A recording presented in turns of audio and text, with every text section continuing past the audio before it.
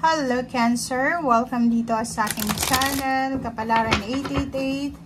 Alamin natin Cancer kung anong messages, vibration, gabay, energy para sa inyong lahat.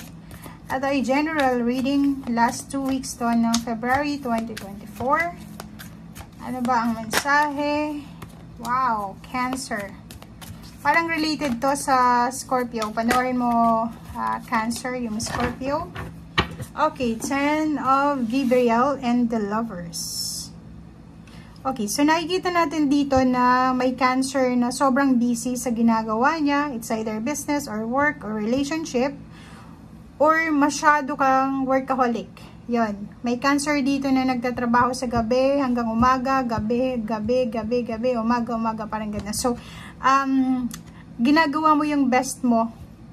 Ginagawa mo yung best mo para magustuhan ka ng mga tao sa paligid mo. Kaya ka sobrang workaholic kasi pinapakita mo sa kanila na kaya mong gawin ang lahat ng obligation, ang duties, kahit hindi mo na trabaho, ginagawa mo pa. Okay? So, yun. Next card natin is number 6. Sinasabi ng baraha dito na posibleng may choice ka din sa usaping relationship Cancer. Nakikita ko sir dito na if you're a single Cancer, posibleng makatagpo ka ng isang tao na sobra yung pagmamahal mo and pwedeng mauwi siya sa kasal. Okay? If you're in a relationship naman, sobrang strong yung foundation ng relationship mo and supportado ka ng karelasyon mo sa kung ano man ito na ginagawa mo sa ngayon.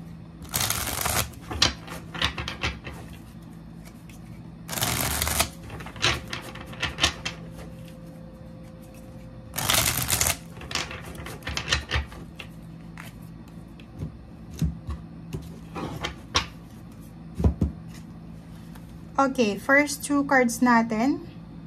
Nakikita ko sir dito na sobra kang magiging matipid. Sobrang matipid, sobrang pagtitipid or matipid. Sobrang, ang tawag dito? Lahat ng kinikita mo or kikitain mo simula ngayong February nito onwards until the end of the year, ay kontrolado mo yung gastos. Parang lahat ng kikitain mo, ilalagay mo siya sa savings mo or itatago mo siya or isisave mo siya. Parang yon ang nakikita natin. Kasi natatakot ka na posibleng mauubos ito. And isa sa dahilan kung bakit ka Cancer ay nag-save ng pera dahil may celebration na magaganap 3 months from now. So, bakit 3 months? So, March, April, May, June. So, pwedeng 3 months after February. So yan. Sinasabi ng baraha or 4 months. Sinasabi ng baraha na kailangan mong save ng pera para sa paparating na okasyon, sa paparating na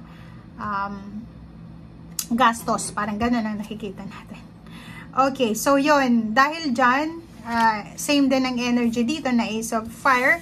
Sobra-sobra kang masipag, sobrang inspired, passionate, masipag, and sa relationship sobrang in love, and sa trabaho sobra yung pakitang gilas mo dito kasi yun nga sinasabi mo dito na trying hard ka na i-please yung mga tao sa paligid mo kasi kailangan mo tong trabahong to kailangan mo to, and if ever man relationship ito na may gusto ka sa isang tao, gagawin mo yung lahat, 'di ba, para ipakita na kung gaano mo siya kamahal or kung gaano mo siya kagusto, magpapakitang gilas ka talaga. Okay? Yun.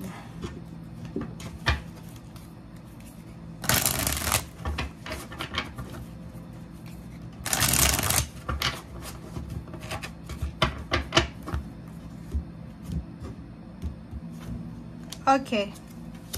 First 2 cards natin is Knight of Pentacles and 2 of Pentacles. Ang galing nito kasi itong dalawang barahang ito is parang nagsasabi na may paparating siya, incoming, upcoming siya. May incoming good news tungkol sa pera, Cancer. So, posibleng may maghahatid balita sa'yo na ang dala niya is pera or balita tungkol sa pera. And ang balitang ito ay pwedeng magdala sa'yo ng balanse. So, pwedeng siya ay makatulong sa'yo, lalo na kung nangangailangan ka ng pera or yun nga, nagsisave ka ng pera. So, parang sinasabi ng barahan na etong balitang ito, it's either new job or part-time job or kung ano pa man na pwede mong pagkakitaan. Okay, reverse yung 7 of cups. So, sinasabi ng baraha sa'yo dito na yung wild hunt na to is the tower to. Number 7 siya. So, sinasabi ng baraha sa'yo dito na wala kang oras para sa mga issues, drama, or any types ng mga chismis, or kung ano pa man na pwedeng magbigay sa'yo ng sama ng loob. Kasi nga, busy ka sa pag-iipon ng pera, busy ka sa trabaho, and mas importante sa Cancer ngayon is yung pera. Wala silang oras para sa mga issues, drama, negativity. Kasi ang focus nila is yung pera nga, makapipon, magtrabaho ng magtrabaho. Wow, 10 of Cups. Reverse yung 10 of Cups and then the Wheel of Fortune. So, nakikita natin dito guys na may mga issue ka regarding sa family mo. Like, kapatid, kapitbahay, in-laws, or kung sino man sila sa buhay mo. Medyo mayroon ditong hindi magandang pagkakaunawaan na posibleng magbago ito. So, isang unexpected siguro na pagbabago or 'di ba, parang may reconciliation or may mga pagkakataon na mag-usap-usap yung mga magpapamilya dito na hindi masyadong magkaintindihan, magkaaway or kung ano pa man. Okay, and dito sinasabi ng barahan na the standing crown, the standing stone, harm none. So, sinasabi ng barahan na walang sino man ang pwedeng makapanakit sa'yo, Cancer. Kasi you are protected. Diba? Harm no one. Diba? Number 11, sinasabi ng barahan na you are protected. Your family and your loved ones are protected. So, walang sino man ang pwedeng makapanakit sa'yo, Cancer. And dito sa barahang to, if ever man magkaroon ng apology, reconciliation sa pamilya mo, sinasabi ng barahan na walang sino man ang makakasira sa pamilya mo. Okay, Queen of Wands. So yun, makakalaya ka na sa mga issues ng pamilya, magkakaroon ng peace and harmony, may mga issues dito na pwedeng masolve, may freedom dito from emotional problems or yung parang ganon. May occasion dito na posibleng parating. Okay, may mga occasion. Reverse na 4 of Pentacles. Sinasabi ng baraha sa'yo dito na yun nga, since ang focus mo is pagsisave ng pera, iwasan mo din yung pagkain sa labas palagi, yung take out or kano pa man. So yun ang sinasabi ng baraha. Kontrolin mo daw yung iyong appetite. Okay, so yun. And last cards natin is nandito yung High Priest and High Priestess.